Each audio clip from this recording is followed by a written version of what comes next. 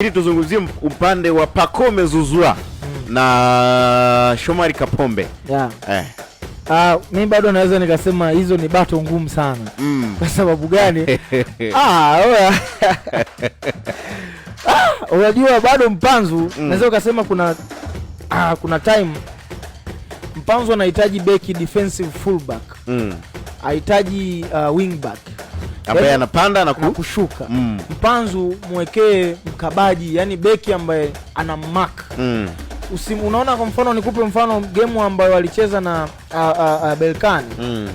Beki walimark kwa kushirikiana na midfield, beki wa kulia alimark kwa kushirikiana na midfield ya Madu Kamara. Kwa nini walifanya vile? Akiwa na mtu wa kutembea naye hana madhara.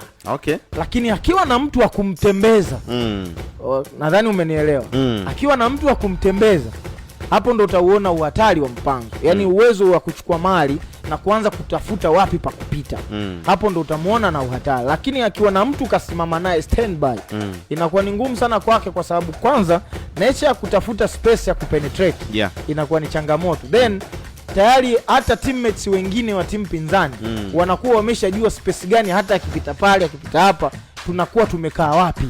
Sijui unaona. Lakini akiwa ni mchezaji ambaye ana show up indicator, niwekee hapa nipite, yani niwekee hapa nipite, inakuwa ni hatari sana yani inakuwa ni ngumu sana kummark na inakuwa ni ngumu sana kumdefend. Lakini Kapombe no doubt bado naweza nikampa kongole, japokuwa kukabana na Pacome Zouzoua sio jambo rahisi. Yani mimi mwenyewe nishasemaga, mimi mwenyewe nishaweka rehani, leo hii mimi nipe timu, nipe Pacome Zouzoua tu. Mimi nakuchukulia Premier League. Yani nipe Pacome Zouzoua, Pacome tu, kwa sababu kwanza Pacome ni mchezaji ambaye ana uwezo kukupa namba nyingi in the same time. Yani katika game moja Pacome anaweza kukupa statistics 4 mpaka 5. Magoli 3 au magoli 2, assist 2. Ni moja kati ya wachezaji katika ulimwengu wa saizi, hasa barani Afrika, tunatakiwa tujivunie naye kuwa naye. Lakini bado Kapombe experience ya position kwanza, yani nafasi anayocheza na uzoefu wake unazidi kumbeba. Then kaliba yake na mashindano haya ambayo tunayo, Kapombe bado naweza nikasema ni moja kati ya wachezaji ambao wanatakiwa wapewe kongole za aina yake. Moja kati ya mabeki, naweza nikasema ndio beki pekee katika nafasi ya kulia na kushoto, hasa kulia. Unamwona leo Kapombe kwa namna anavyocheza kupanda sana kama ambavyo huwa anafanya.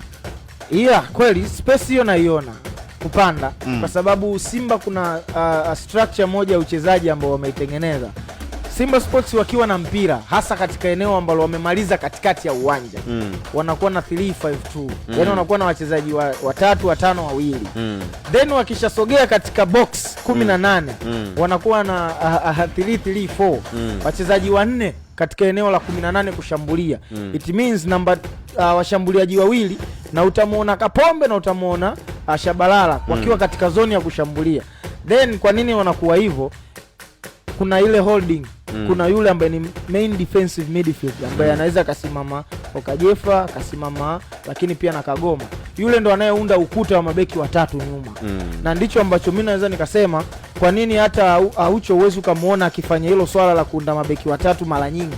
Kwa sababu ni mchezaji ambaye mara nyingi anacheza na mind games, anacheza na game ilivyo. Anaenda mbele, anarudi nyuma. That's why ndo maana Aucho anakupa namba nyingi sana na one of the best. Lakini kwa Simba kwa mwenye kaliba hiyo ya uchezaji kama huo ni Fernandez peke yake Mavana. Sawa, tumalize na eneo la katikati. Tunaye Fabrice Ngoma, lakini pia Kagoma kwa upande wa Simba. Lakini kwa upande wa Yanga tunaye Khalid Aucho, lakini pia Mudathir Yahya Max pamoja na Max.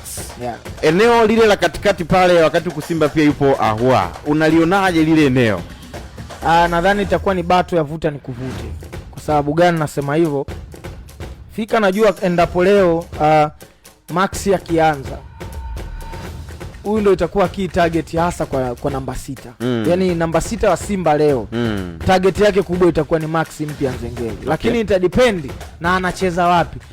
Max ambaye tumeshamzoea ni mchezaji ambaye anacheza sana pembeni na somehow katikati pale ambapo inamhitaji kucheza katikati. Lakini kwa sababu gani? Max Mpia Nzengeli ni mchezaji ambaye anakupa takwimu 2 hadi 3 akiwa tayari amemaliza 10 na akiwa amemaliza katikati ya uwanja. Yaani akiwa amemaliza dimba la katikati ya uwanja. Anakupa vitu viwili. Kwanza anakupa interception.